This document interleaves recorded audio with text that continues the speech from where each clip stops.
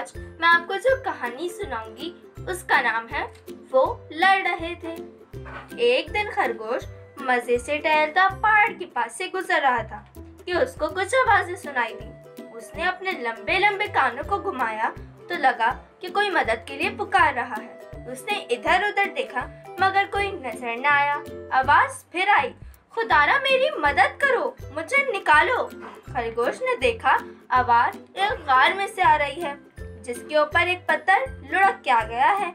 उसने जोर लगाकर पत्थर को खिसकाया तो एक बोना निकल कर आया। उसने खरगोश का शुक्रिया अदा किया और बोला, मैं सुबह से यहाँ फंसा हुआ था, अगर तुम न आते तो शायद मर ही जाता। खरगोश ने गर्दन हिलाई और पत्थर पर बैठकर हाँफने लगा। मैं तुम्हें इनाम देना चाहता हूँ, बोलो तुम्हें क्या चाहिए? बोने ने पूछा। खरगोश सोच में पड़ गया। उन दिनों वो अपने दुश्मन लोमड़, भेड़िया और भालू से बेहद परेशान था। वो बोला, क्या तुम कोई तरकीब बता सकते हो जिससे मैं अपने दुश्मनों को डरा सकूं? हाँ, क्यों नहीं, मैं तुम्हें एक मंत्र बताता हूँ। उसे पढ़कर तुम जिस जानवर के बारे में सोचोगे तुम वैसे ही हो जाओगे। फिर बोने ने खरगोश को कुछ अल्फाज बताए। खरगोश ने बोने का शुक्रिया अदा किया और मंत्र दोहराता हुआ चल दिया। अगले दिन जब सुबह खरगोश सोकर उठा तो उसे छुपके से बाहर देखा तो वहाँ उसके दुश्मन भेड़िया, भालू और लोमड़ आपस में खुसर-फुसर करके कोई मंसूबा बना रहे थे। खरगोश समझ गया कि ये मंसूबा उसके खिलाफ है और वो अंदर छुप गया। कुछ देर बाद लोमड़ उसके खो के पास आई और उसके बड़ी चालाकी से बोली, भैया खरगोश, क्या बात है, आज तुम अभी तक घर से बाहर नहीं आए, सब तुम्हारा इंतजार कर रहे हैं। खरगोश मुस्कुराया और मंत्र पढ़ के आगे बढ़ गया। लोमड़ दांत निकाले बाहर खड़ा था। जब खरगोश बाहर आया तो वो एक खौफनाक चीते में बदल चुका था। उसने लोमड़ पर छलांग लगा दी।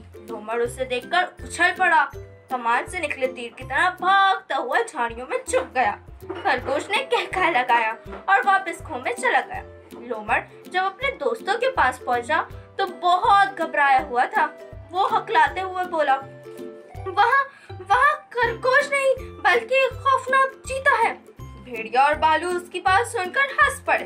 भेड़िया बोला, लगता है तुम दिन में भी ख्वाब देखने लगे हो। लोमड़ कस्में खाने लगा मगर किसी को यकीन न आया। भेड़िया बोला, अच्छा अब मैं जाता हूँ, देखना मैं खरगोश को अपने जबड़ों में दबा कर ही वापस लाऊंगा। वो करता हुआ खरगोश के खो की तरफ चल दिया। करीब जाकर उसने अपना मुंह खो पर रखा और बोला, भाई खरगोश, तुम कहाँ हो? इतना खुशगवार मौसम है, बाहर आ जाओ। भेड़िया की आवाज सुनकर खरगोश ने गर्दन हिलाई और मंत्र पढ़ते हुए बाहर निकलकर एक गेंडे में तब्दील हो गया। भेड़िया ने आंखें मलकर उसे देखा, फिर उछलकर भागा और झाड़ियों में रूपोश हो गया। जब वो अपने साथियों के पास पहुंचा तो खौफ से कांप रहा था।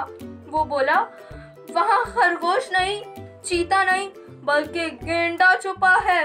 ये कहकर उसने अपना मुंह अपने हाथों में छुपा लिया। भालू ने कहका लगाया और बोला, तुम दोनों को धोखा हुआ है, क्या इतने से खो में इतने बड़े जानवर भी रह सकते हैं? ठहरो, मैं जाता हूँ, लगता है खरगोश की मौत मेरे हाथों ही लिखी है। ये कहकर भालू धप धप खो की तरफ बढ़ गया। वहाँ जाकर उसने आवाज लगाई, मियाँ खरगोश, बाहर आ जाओ, मैंने एक खेत दरियाफ्त किया है जिसमें ऐसी रसीली गाजरें हैं जो तुमने कभी खाई भी ना होंगी। आ जाओ, दोनों भाई मिलकर खाते हैं। खरगोश ने आवाज सुनकर मंत्र पढ़ा और बाहर निकला तो एक शेर बन चुका था। वो जोर से धाड़ा। भालू घबराकर पीछे हटा तो लुढ़क गया, फिर वो गिरता पड़ता भागा। शेर मुसलसल धाड़ रहा था। भालू तेजी से दौड़ता झाड़ियों में चला गया मगर वो वहाँ रुका नहीं। लोमड़ और भेड़िया भी उसके साथ भागने लगे।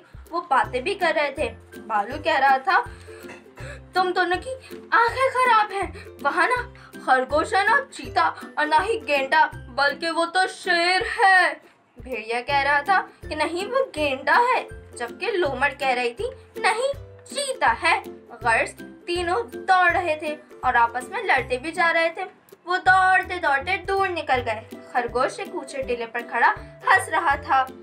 तो दोस्तों, हमें इस कहानी से सबक मिलता है कि जब हम किसी की मदद करेंगे तो अल्लाह ताला भी हमारी मदद करेगा।